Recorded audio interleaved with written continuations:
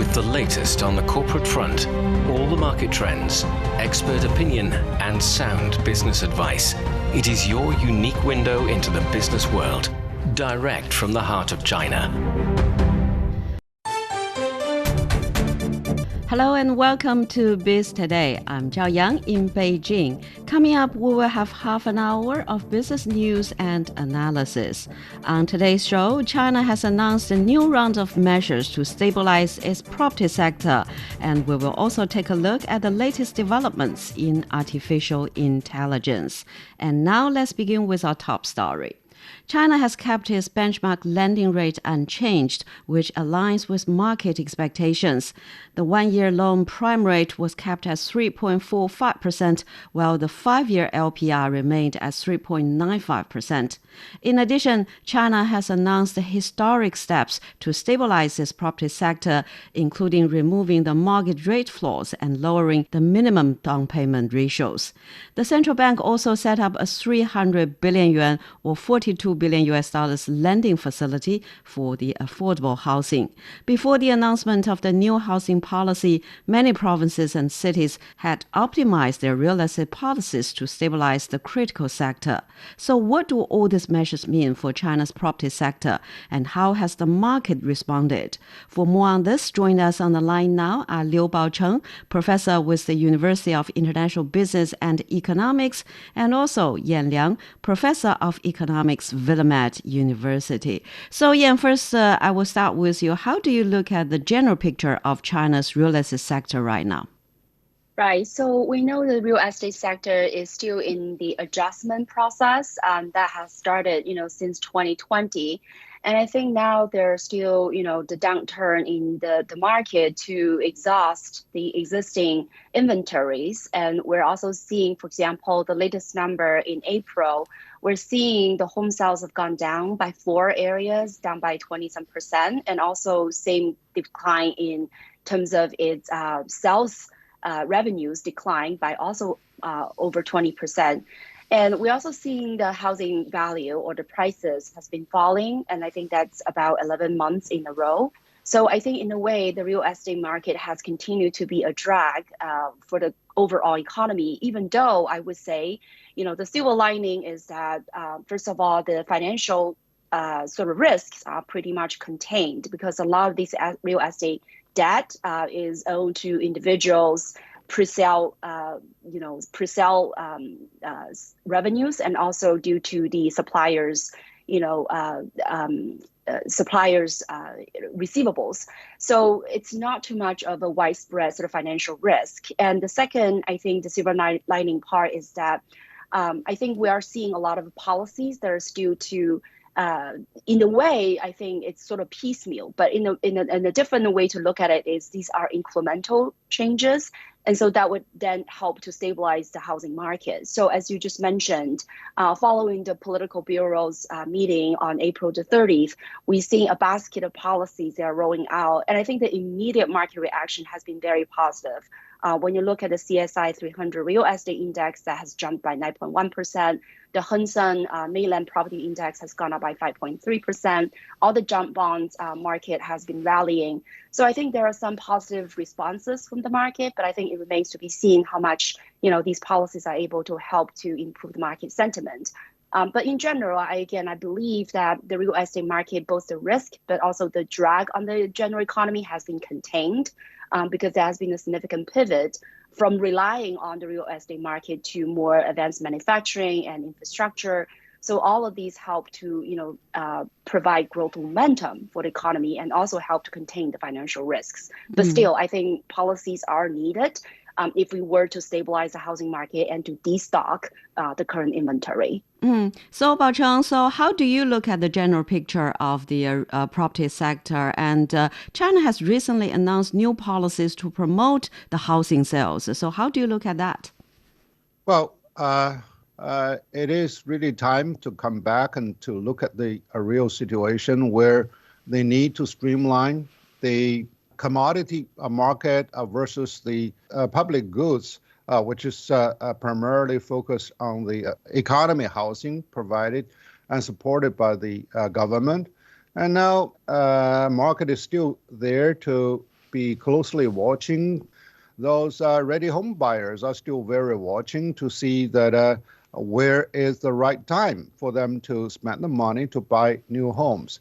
However, we can see the silver lining is that it seems that the housing bubble is not there to be a very big problem, but the key is how to salvage those the state-owned developers, particularly by those local governments, because they are admittedly in heavy debt, and how they can really be put into the right hand and without really over-leveraging the state-owned banks. So this is something that we need to be rather watchful. And I think policymakers are also watching the market reaction before they unfold any other type of policy tools.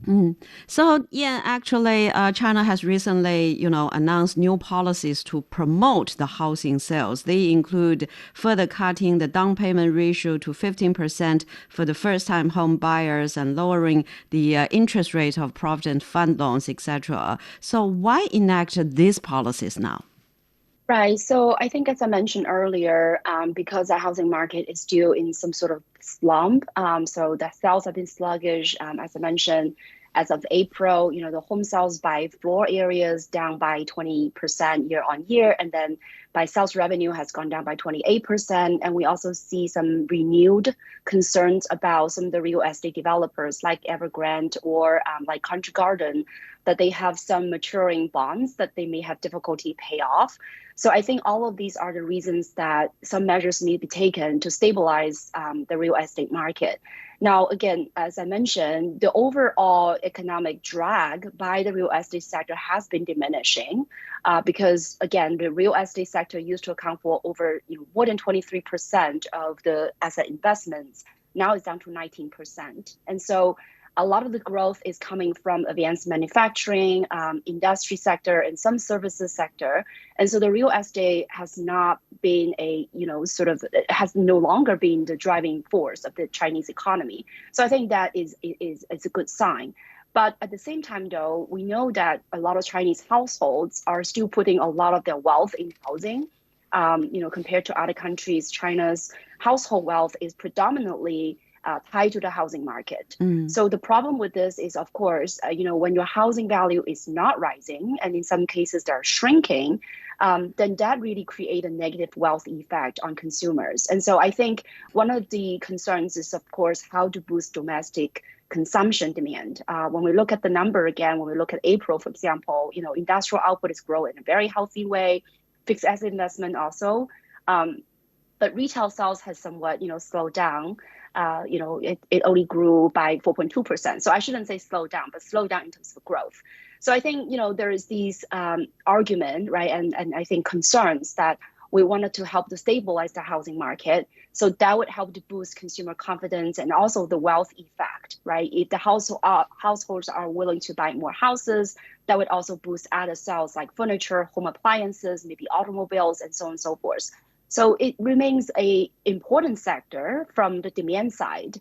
And so I think for that reason, it's helpful to have supportive policies. Not to mention, I think, the policies that have been announced not only relax the, restrictions on home buying and provide more financial sort of means for households to buy houses for their own, residential purposes. So I think that really helped to provide, better improvements on living standards and wealth accumulation for, middle class, and also provide more social housing. So I think a lot of, positive, I would say, externalities, right, with the improved housing market. So I think all of these are the reason for why we need the supportive policies and why now. And so, Baocheng, the central bank also lowered the down payment ratios for the home purchases. The minimum down payment will be reduced to 15% for the first home purchases and 25% for the second home purchases. So how big a difference do you think this will make in the property sector? And what does it mean for people looking to buy houses or to sell an old property and buy a better one? Well, there has been a number of measures in the basket, including the scrape the purchase restrictions in some of the major cities and also the lower ones. And they also produced the project white list, which the state-owned banks can feel free to participate. And as you mentioned, they also cut down the prime rate for the mortgage, etc. So this is still really the tentative move to see how the market would react. So right now, the inventory is more than the 700 million square meters. So this is something that the government would like to see that how they can really be commercialized instead of sitting there as the non-performing asset. And the increased rate for such inventory is still on the rise. Particularly for the residential housing, it's roughly 24% of increase in terms of inventory accumulation. So they need to have it really digested and turn out into cash. And the job will be more given to these city development programs and companies, which is in the hand of the local governments. So this does really help to alleviate the debt burden by the local governments, because they no longer have a lion's share in selling the land use rights to the real estate developers. And now the market reaction is still the home buyers are still holding the money because the savings rate is still very high for the Chinese people. So they see where is the bottom. Now, this is really a very normal social psychology when particularly big ticket items are on the decline in price, and people will be even more hesitant to watch. The other is that this does really provide better liquidity, but right now, how this money can be channeled into the real type of home buyers on the consumption end, and also how the money can be channeled to those sellers or those developers that are there to finish some of the idling projects. So this is something that the government is still have to still be very watchful. And in addition, the 300 billion, the type of loanable programs are also in the place of state-owned banks. And that's there to support more of those low-income home buyers, so with more of the government subsidies rate. And this is really on a healthy rise, but on the commodity side, people are still closely watching. But the enthusiasm is very high at the moment. So as Baocheng mentioned, the central bank also set up a 3 billion yuan lending facility for affordable housing. So on the policy of repurchasing the existing commercial housing as affordable housing in some cities, how to implement? What could be the challenge? And could you elaborate more on that? Right. I think it's 300 billion yuan, which is about $42 billion, which is the re-lending facility for the central bank to provide to either local governments or state-owned enterprises to purchase the existing house to make them into affordable housing. And so I think there are two major, again, I think the purposes for this one has to do with destocking the current inventory, which I think makes a lot of sense, right? These houses are built, they should be put into use. And, affordable housing, I think it's a great idea to, again, improve the living standards, right? The equitable sort of housing situation in China. And then on the other hand, of course, this will help to improve a little bit the liquidity, the cash flows for these, cash-strapped real estate developers. So I think this is a great program in the sense that it really one stone hits two birds scenario. Now, when it comes to the implementation, I think to me there are two major questions or concerns rather. One is, this is still coming in a way of loans. And so in other words, if the local governments are to purchase this social housing units, this will increase their debt.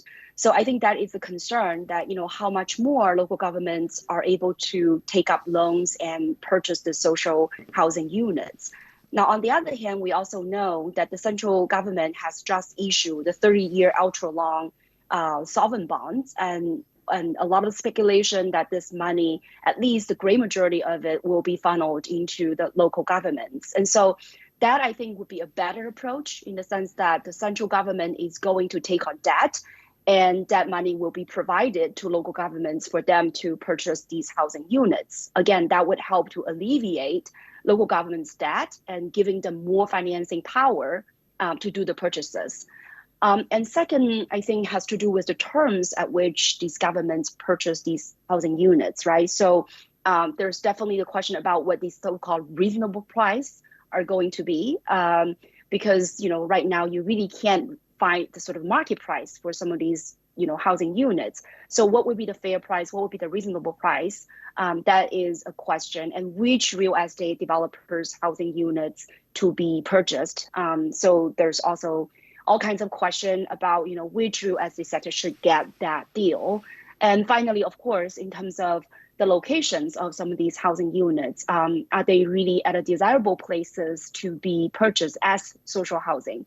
So I think all of these are still questions. And so I think that is one of the reasons, in my view, that we start with a small amount, right? Because a lot of the commentators will argue, given that China's unsold property inventory, this funding plan only accounts for about 2% of the total, inventory. So I think, it makes sense to start with small and sort of as a pilot program and see how that would go.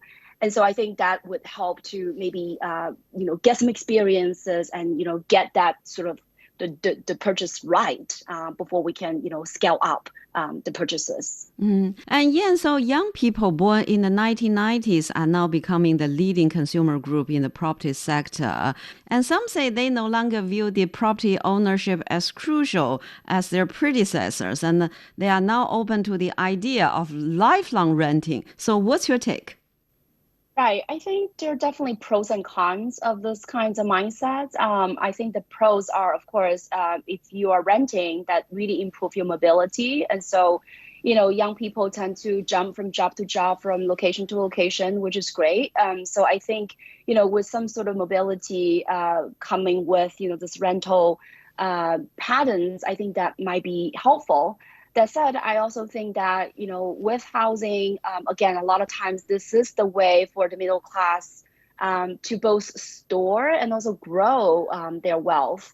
So I also see the merits of, having their home ownership that would enable them to, accumulate wealth and so on. So I think, if the young people really made that sort of choice in a sort of conscious way, I could understand and respect the choice, but at the same time, I think we also have, some young people, I think, belonging to the so-called flying flat generation. I think it's more of, the housing price and, their ability to pay are becoming just so, difficult to manage. And so they just rather to go with rental. Then for these people, I think it's still helpful to provide some sort of pathway for them to going from renting to owning.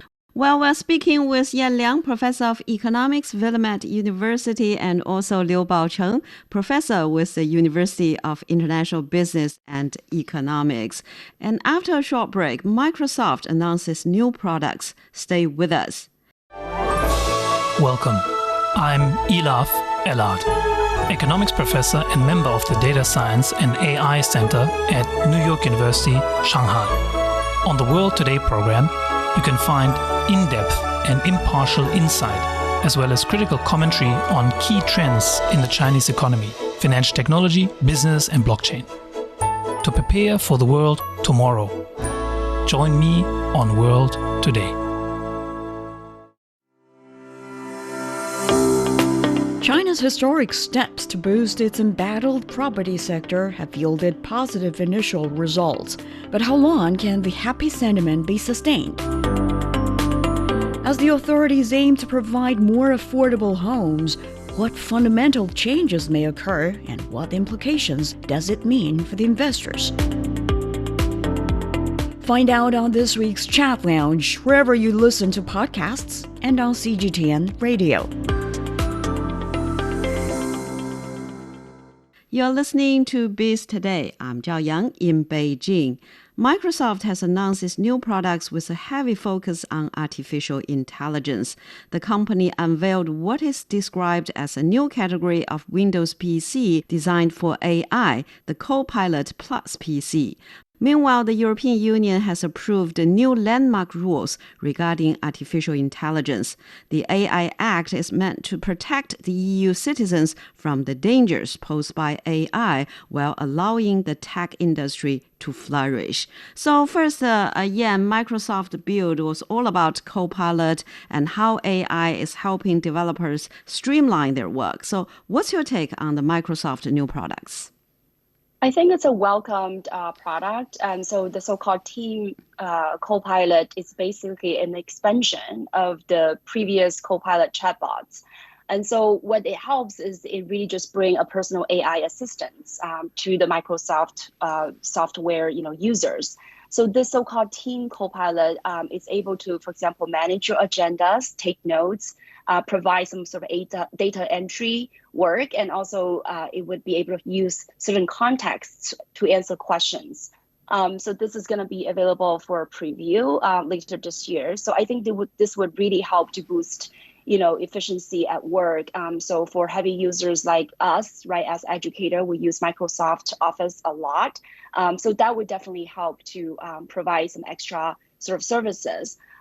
They also are promoting their, Copilot extensions, which is basically allow the Copilot chatbots to be able to connect to new resources and applications to expand the current capabilities. And finally, I think they're also announcing they're providing the so-called Microsoft Copilot Studio, which is a small language model that would help the developers to build their own copilots. So it's sort of you can customize the kinds of AI assistants that you would like if you have this kind of studio too. And last but not the least, they also announced the so-called Field 3 Vision, which is a multi-model with audio and also vision capabilities. So there are many interesting, I think, new products that have been announced in this Microsoft Build conference, which lasted 2 hours.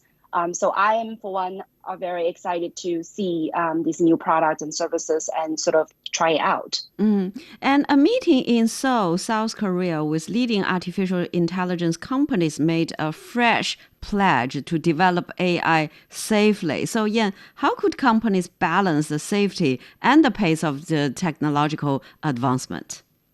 Right. So I think that's a great question. I think, countries definitely have to strike a balance, how to regulate, but not over-regulate. You do want to promote the innovability, but at the same time, you want to make sure that the AI system is trustable, reliable, and also safe. So I think that, for example, the EU, they just passed the AI Act. I think that becomes a very interesting, sort of model to look at, because it's basically a risk-based approach to artificial intelligence. And again, sort of to balance the different levels of risks with the AI development and application with the level of regulations. So I think that seemed to be an interesting sort of blueprint maybe to learn from. So, Baocheng, so EU has just approved the new landmark rules regarding the artificial intelligence. So how do you see the progress of the AI international regulation right now? Well, any technological innovation is a double-edged sword, and there are conservative views and there are proactive roles, and EU is always the leading one that's they're more on the conservative side, even though they do encourage the further innovation. So the key is how to ensure the responsible development of those AI, because AI is really the game changer for generations to come. So they are there to make sure that AI are being developed and used in a safe, transparent, and traceable condition. So they make sure that AI are really created people and used by people and overseen by people instead of overseen by robots. The other is that they make a classification of different risk level and what risks are totally unacceptable. And for example, in terms of manipulation of people's behavior, in terms of the classification of different type of people, which may lead to discriminative practices. And also, they are also even more belligerent with regard to the facial recognition. So because AI has such a wide application, so they also identify some of the areas where, for example, toys, drones, or cars, or medical devices, so that it's there to prevent the misuse of the AI in those areas. So the key is that how they can really be able to supervise and make it more enforceable, because AI is, by its own very nature, it's highly pervasive, and also they can, be less visible as to many other the tangible gadgets as the previous the revolution. This is really a very tough job, but they really ring the alarm of some of the negative impact of the AI that is there further penetrating into people's life and into people's work. Well, we're speaking with Liu Baocheng, professor with University of International Business and Economics, and also Yan Liang, professor of economics, Willamette University. And that's all the time we have for this edition of Biz Today. I'm Zhao Yang in Beijing. Thank you so much for listening.